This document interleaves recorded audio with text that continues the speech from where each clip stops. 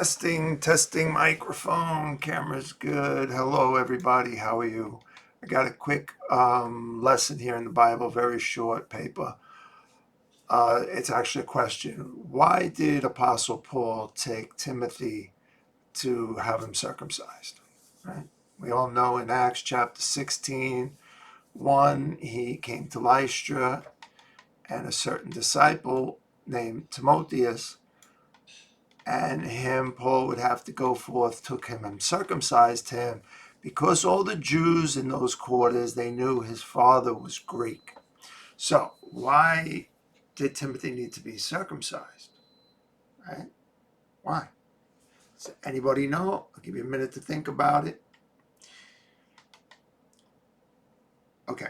So the reason is because Timothy would be allowed, because he's going to travel with Paul, and Paul intends to go into all the synagogues to preach Jesus Christ and give the letters that were given to him in Acts chapter 15.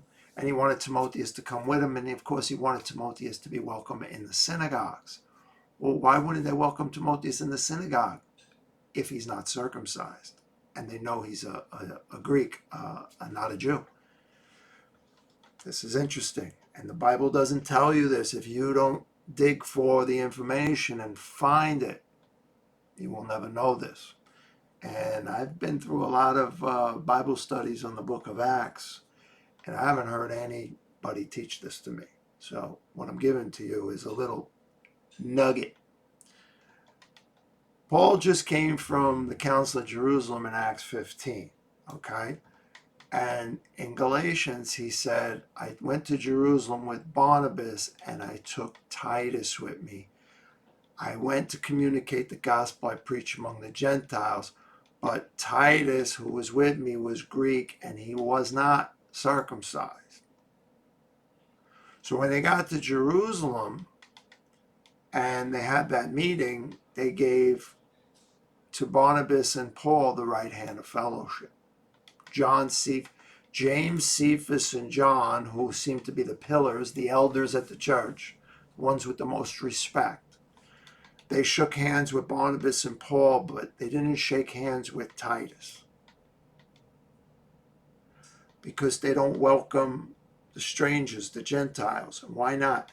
Because apparently Jews require a sign, and they will check to see if you're circumcised or not at the door of the synagogue.